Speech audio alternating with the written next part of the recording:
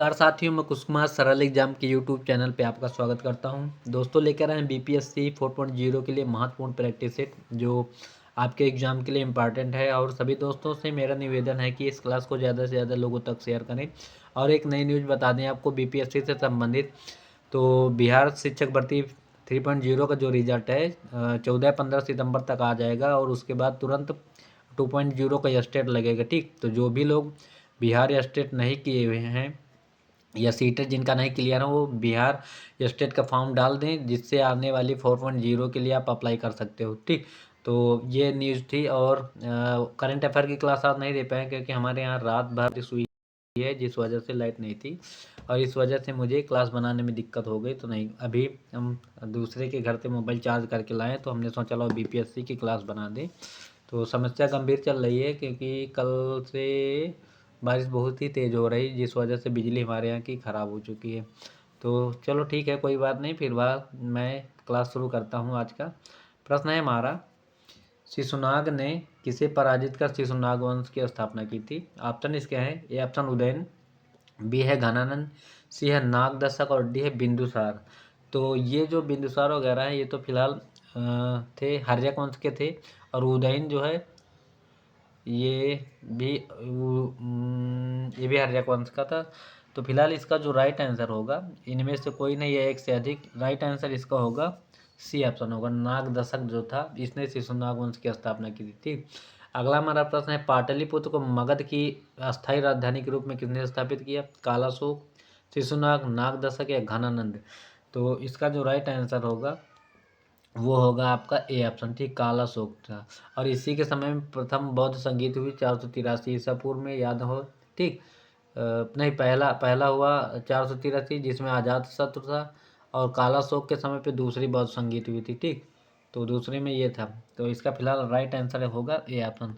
अगला हमारा प्रश्न है, बाण भट्ट द्वारा रचित हर्षचरित के अनुसार काला शोक की हत्या चाकू मारकर किसने किया था? घनानंद, महापद्मनंद, पंडुक या दस सिद्धक? तो इसका जो राइट आंसर है वो होगा महापद्मनंद ने इसकी हत्या की थी। ठीक, अगला हमारा प्रश्न, अजातशत्रु ने किस राज्य के साथ युद्ध में प्रथम बार शिला कंटक तथा रथ मूसल जैसे नवीन शस्त्रों का प्रयोग किया था? तो इसका जो राइट आंसर होगा वो होगा ए ऑप्शन, ठीक, वज्ज, ए ऑप्शन। और कौन सा महाजनपद गणतंत्र था? मगध, अंग, वज्र या कौशल? या इनमें से कोई नहीं है एक से अधिक? तो इसका जो राइट आंसर होगा वो होगा सी ऑप्शन, ठीक, वज्र था। अगला हमारा प्रश्न है, आदि मानव के निवास के आरंभिक साक्ष्य बिहार में कहाँ प्राप्त हुए थे? भागलपुर एवं बांका, गया एवं पटना, सारण एवं वैशाली, मुंगेर या नालंदा? तो इसका जो राइट आंसर होगा वो होगा डी ऑप्शन, ठीक, मुंगेर एवं नालंदा में प्राप्त हुए थे। ठीक, और बिहार सहित पूर्वी भारत में आर्यों का आगमन हुआ था उत्तर वैदिक काल में, ऋग्वैदिक काल में, महाजनपद काल में या पाषाण काल में? तो इसका जो सही जवाब होगा वो होगा ए ऑप्शन होगा, ठीक, उत्तर वैदिक काल में होगा। ऑप्शन ए सही होगा इसका। अगला हमारा प्रश्न है, बिहार प्रांतीय किसान सभा की स्थापना किसके द्वारा हुई है? तो ये सभी को पता है, किसानों के नेता कौन थे? सच्चिदानंद सिन्हा। तो इसका राइट आंसर बी होगा, ठीक। और नेक्स्ट हमारा प्रश्न है, ईरानी यात्री अब्दुल लतीफ़ किस मुगल शासक के शासनकाल में बिहार आया था? जहांगीर के समय, बाबर, औरंगजेब या अकबर के समय? या इनमें से कोई नहीं? तो इसका जो राइट आंसर होगा वो होगा फिलहाल डी ऑप्शन होगा, ठीक, ये अकबर के समय में आया था। अगला हमारा प्रश्न है, बिहार के किस उपनवाब की अफगानों ने हत्या कर दी थी? राम नारायण, अलीवर्दी का, जैनुल हैबत जंग या नवाब खां? तो इसका जो सही जवाब होगा वो होगा सी ऑप्शन, जैनुद्दीन हैबत जंग, ठीक, यही था। अगला हमारा प्रश्न है, बिहार में सोरे के व्यापार का एकाधिकार अंग्रेजों को किसने प्रदान किया था? मीर कासिम, मीर जाफर, सिराजुद्दौला या सिताब राय? सिताब राय बिहार के बने थे, इनको अंग्रेजों ने बनाया था यहाँ का प्रमुख। तो इसका जो राइट आंसर होगा वो फिलहाल होगा बी ऑप्शन, मीर जाफर था, ठीक, बंगाल का नवाब बना था ये। अगला हमारा प्रश्न है, बक्सर के युद्ध में अंग्रेजी सेना का नेतृत्व किसने किया? तो lord Clive, lord Hastings, Hector Munro या लॉर्ड वेलाजे? इसका राइट आंसर होगा सी है ऑप्शन, ठीक, हेक्टर मुनरो ने किया था। और अगला हमारा प्रश्न है, 1857 के विद्रोह में कहाँ के पुलिस जमादार हसन अली खां को फांसी की सजा दी गई थी? मुंगेर के थे, सिवान के थे, तिरहुत या सारण या एक से अधिक, इनमें से कोई नहीं। तो इसका जो राइट आंसर होगा वो तिरहुत के रहने वाले थे। ठीक है। और निम्न में से कौन सा व्यक्ति बिहार में होम रूल लीग से संबंधित नहीं थे? मजरूल हक, ये तो थे। हुसैन खां, राजेंद्र प्रसाद या राजकुमार शुक्ल। तो इसका जो सही जवाब होगा वो फिलहाल होगा एक से अधिक, कोई नहीं। ठीक, इसका होगा ये ऑप्शन। बिहार से होम रूल में नहीं थे ये लोग। अगला हमारा प्रश्न है, अखिल भारतीय कांग्रेस का 37वां अधिवेशन बिहार में कहाँ आयोजित हुआ? गया, बांकीपुर, भागलपुर या मुंगेर या एक से अधिक या इनमें से कोई नहीं। तो इसका जो राइट आंसर होगा वो होगा गया में हुआ था। ठीक, अधिवेशन याद रखना। और बिहार में राजनैतिक पीड़ित दिवस कब मनाया जाता है? 10 अगस्त 1929, 30 अप्रैल 1908, 10 अगस्त 1937 या 8 अप्रैल 1930 या इनमें से कोई नहीं या एक से अधिक। तो सही जवाब इसका क्या होगा? ये 10 अगस्त 1929 को हुआ था। ठीक, अगला हमारा प्रश्न है, 1934 में पटना में स्थापित बिहार सोशलिस्ट पार्टी के सचिव कौन थे? जयप्रकाश नारायण, राम वृक्ष बेनीपुरी, आचार्य नरेंद्र देव, फूलेन प्रसाद।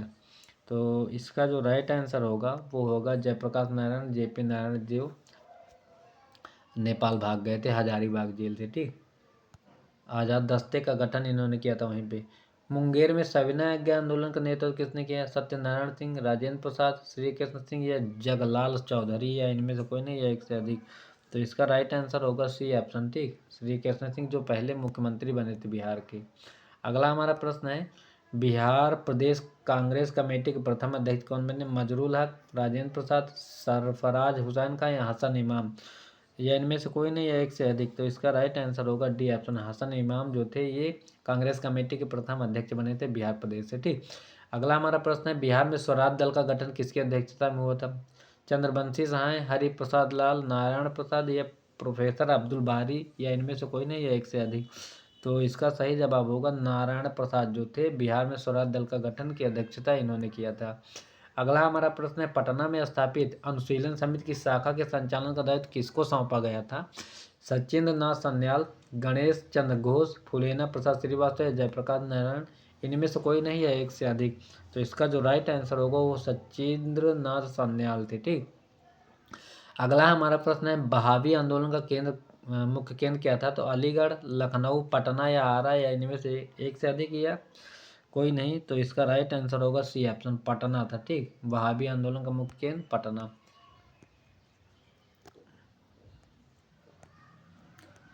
अगला हमारा प्रश्न है, बिहार हेराल्ड के संपादक इनमें से कौन थे?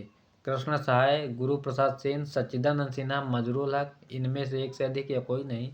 तो इसका जो सही जवाब होगा वो होगा बी ऑप्शन, गुरु प्रसाद सेन थे जो बिहार हेराल्ड के संपादक माने जाते हैं। ठीक, और बिहार के क्रांतिकारी नेता खुदीराम बोस को फांसी कब दी गई? तो सबसे कम उम्र में फांसी पर चढ़ने वाले यही थे। और इसके ऑप्शन है 1 अगस्त 1908, 11 अगस्त 1908, 30 अप्रैल 1909 या 23 मार्च 1909। तो इसका जो राइट आंसर होगा वो फिलहाल होगा 11 अगस्त 1908 को सबसे कम उम्र में खुदीराम बोस को फांसी भी पूछा जाता है एग्जाम में। अगला हमारा प्रश्न है, किसकी अध्यक्षता में वर्ष 1937 में छात्रों के राजनीति में रुचि लेने के लिए भारतीय छात्र दिवस मनाया गया? तो राम वृक्ष बेनीपुरी, सच्चिदानंद सिन्हा, राजेंद्र प्रसाद या श्री कृष्ण सिंह। तो राइट आंसर इसका होगा राम वृक्ष बेनीपुरी, एक लेखक हैं, इनको याद रखना। ठीक, बिहार से ही संबंधित है क्रांति से। अगला हमारा प्रश्न है, 11 अगस्त 1942 को पटना में हुए सचिवालय गोलीकांड में निम्न में से किस व्यक्ति शामिल नहीं थे? कौन से? उमाकांत प्रसाद सिंह, रामानंद सिंह, लक्ष्मण दास सिंह या वासुदेव नारायण। तो इसका जो राइट आंसर होगा वो होगा फिलहाल आपका ई ऑप्शन। ठीक, ये वाला, इनमें से एक से अधिक थे। 2011 की जनगणना के अनुसार बिहार के किस जिले का लिंगानुपात सर्वाधिक है? तो मुंगेर है, कैमूर है, गोपालगंज है या शिवहर है, इनमें से एक से अधिक या कोई नहीं। तो इसका जो राइट आंसर होगा वो होगा फिलहाल आपका सी ऑप्शन। ठीक, इसमें कहाँ गया? गोपालगंज का। ठीक, अगला हमारा प्रश्न है, जनसंख्या घनत्व की दृष्टि से भारतीय राज्यों तथा केंद्र शासित प्रदेशों में बिहार का कौन सा स्थान है? पहला, तीसरा, चौथा या छठा, एक से अधिक या इनमें से कोई नहीं। तो इसका जो राइट आंसर होगा वो होगा डी ऑप्शन, छठवां स्थान है। ठीक, क्षेत्रफल में पूछे तो 12वां स्थान आएगा इसका, और ऐसे घनत्व में छठवां, और सबसे ज़्यादा जनसंख्या घनत्व इसका है 1106 बिहार का। ठीक। अगला हमारा प्रश्न है, निम्नलिखित में से कौन बिहार के प्रथम राज्यपाल थे? जाकिर हुसैन, जगन्नाथ कौशल, जय रामदास, दौलत राम या AR किदवई? इनमें से कोई नहीं या एक से अधिक। तो इसका जो राइट आंसर होगा वो होगा फिलहाल सी ऑप्शन होगा। ठीक, ये जय राम दास। और अगला हमारा प्रश्न है, प्रसिद्ध सीता कुंड का संबंध किस जिले थे? नालंदा, गया, मुंगेर, रोहतास? तो सीता कुंड का जो संबंध है वो है आपका मुंगेर से। ठीक, मुंगेर, यहाँ तोप खाना और गोला बारूद कारखाना, सिगरेट, बीड़ी सब यहीं बनता है। अगला हमारा प्रश्न है, बिहार के किस जिले में तराई मिट्टी की सर्वाधिक बहुलता पाई जाती है? पश्चिमी चंपारण, सारण, नवादा या मुंगेर? इनमें से कोई नहीं है एक से अधिक। तो इसका राइट आंसर जो होगा वो होगा ए ऑप्शन। ठीक, पश्चिमी चंपारण जो है नेपाल से जुड़ा हुआ है। किस लोक नृत्य का संबंध बिहार से नहीं है? नचारी, जोगीड़ा या झिझिया, सतरिया? तो इसका जो सही जवाब होगा वो होगा डी ऑप्शन होगा आपका। ठीक, जो सतरिया है यहाँ का नहीं है। अगला हमारा प्रश्न, रामधारी सिंह दिनकर का संबंध किस जिले से था? पूर्णिया, समस्तीपुर, पटना, बेगूसराय? इनमें से कोई नहीं है एक से अधिक। तो इनका जो संबंध था वो फिलहाल था आपका बेगूसराय के रहने वाले थे, रामधारी सिंह दिनकर। ठीक, मुख्यमंत्री कन्या विवाह योजना के अंतर्गत बिहार में लड़की के परिवार वाले को शादी समय कितनी राशि की सहायता दी जाती है? 5,000 रुपये, 10,000 रुपये, 15,000 या 20,000 रुपये? तो इसका जो राइट आंसर होगा वो होगा ए ऑप्शन, 5,000 रुपये दीजिए। कौन सी बड़ी राशि दे रहे हैं। अगला हमारा प्रश्न है, बिहार में जिला परिषद की कुल कितनी संख्या है? 36 है, 38 है, 40 है या 48 है? तो बिहार में जो जिला परिषद की संख्या है वो है 38। ठीक, ये है बी ऑप्शन। पटना नगर निगम की स्थापना कब की गई थी? ए ऑप्शन 1950, बी है 1952, सी है 1960 और डी है 1962। तो पटना जो है यहाँ स्थापना हुई थी नगर निगम की 1952 में हुई थी। ठीक, इसका राइट आंसर होगा बी ऑप्शन। अगला हमारा प्रश्न है, संविधान के किस अनुच्छेद के तहत महाधिवक्ता को विधानसभा में बोलने तथा कार्यवाही में भाग लेने का अधिकार है परंतु मत देने का अधिकार नहीं है? तो इसके ऑप्शन हैं, अनुच्छेद 172, अनुच्छेद है बी 174, अनुच्छेद 177 सी में है और डी अनुच्छेद 179। इनमें से कोई नहीं है एक से अधिक। तो इसका राइट आंसर होगा सी ऑप्शन जो है 177 महाधिवक्ता से संबंधित है। ठीक, और 175 में महाधिवक्ता का वर्णन मिलता है। अगला हमारा प्रश्न, राज्य विधानमंडल के अंग होते हैं? राज्यपाल, विधानसभा, विधान परिषद या मुख्यमंत्री? इनमें से कोई नहीं है एक से अधिक। तो इसका राइट आंसर होगा ए ऑप्शन। ठीक, एक से अधिक इन्हें सभी अंग होते हैं। जैसे संसद में होते हैं राष्ट्रपति, लोकसभा और राज्यसभा, वैसे ही राज्य में विधानमंडल होता है तो उनमें राज्यपाल आता है और विधानसभा, विधान परिषद ये सब आते हैं। अगला हमारा प्रश्न है, राज्य उच्च न्यायालय के अंतर्गत अभिलेख न्यायालय का उल्लेख किया गया है? तो अनुच्छेद 213, अनुच्छेद 213 में क्या है पता है? राज्यपाल का अध्यादेश है इसमें। अनुच्छेद 214, अनुच्छेद 215, अनुच्छेद 216। तो अभिलेख न्यायालय की संज्ञा फिलहाल इसमें दी गई है, सी ऑप्शन जो है ये 215 जो है इसमें दिया हुआ है। अगला हमारा प्रश्न है, बिहार विधान परिषद में सीटों की संख्या वर्तमान में कितनी है? 16 है, 40 है, 75 है या 243 है? तो बिहार विधान परिषद में जो सीटों की संख्या है वर्तमान में वो है 75। ठीक, अगला हमारा प्रश्न है, बिहार में श्री कृष्ण के नेतृत्व में मंत्रिमंडल का गठन कब हुआ था? 20 जुलाई 1937 ए में, बी है 10 मार्च 1938, सी है 10 फरवरी 1938 या डी 12 जुलाई 1939? तो इसका जो राइट आंसर होगा वो होगा 20 जुलाई 1937 में हुआ था। ठीक, गठन इसका।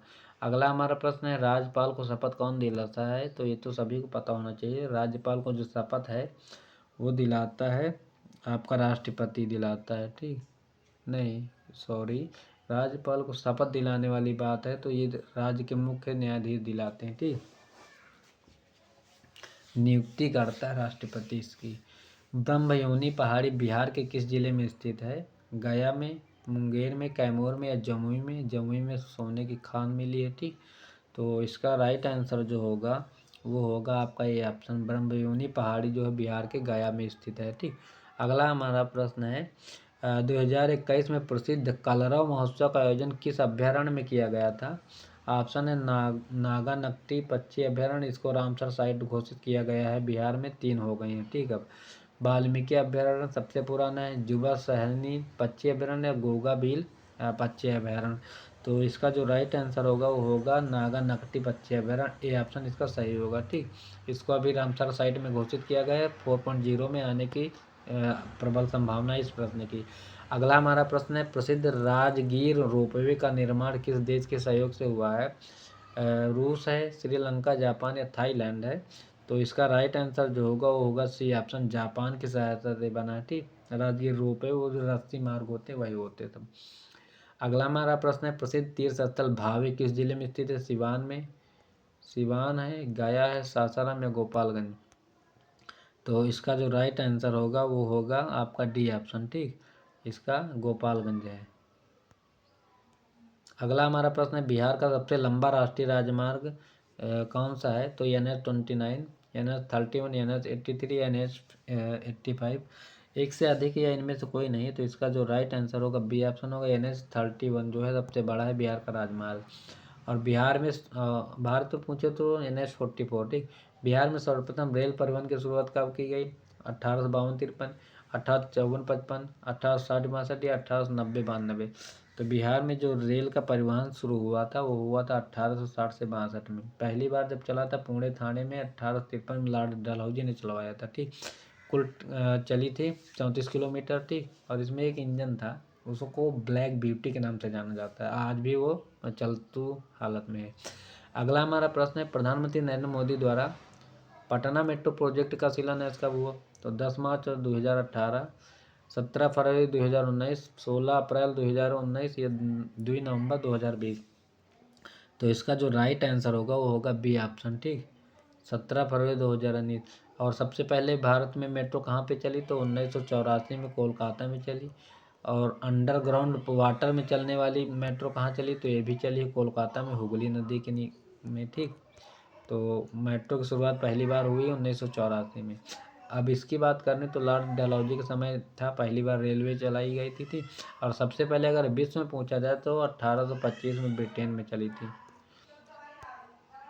अगला हमारा प्रश्न है बिहार के कुल सीमावर्ती जिलों की संख्या कितनी है? 18 है, 20 है, 22 है या 24 है? तो कुल मिला के यहाँ 22 जो है सीमावर्ती जिलों की संख्या है। यूपी के 8 जिले लगते हैं शायद इससे। तो ये थे आज के हमारे महत्वपूर्ण प्रैक्टिस सेट आपके BPSC 4.0 के लिए। उम्मीद है कि यह वीडियो आपको पसंद आएगा और सभी लोग ज़्यादा से ज़्यादा लोगों तक इसको शेयर कर दें। और मेरी क्लास ये BPSC की फिर कल से होगी, 50 प्रश्न जो प्रैक्टिस सेट के रूप में आपको लाते हैं। ज़्यादा समय न देते हुए कुछ ही समय में हम 50 प्रश्न करवा देते हैं, तो आपको रिवीजन की ज़रूरत है, आप करते रहिए। ठीक, तो thanks for watching this video, thank you. बारिश की वजह से दिक्कतें कुछ बढ़ गई हैं बिजली की वजह से, इसलिए क्लास में थोड़ा देरी हो सकती। ठीक, बाय सभी को, पढ़ते रहें।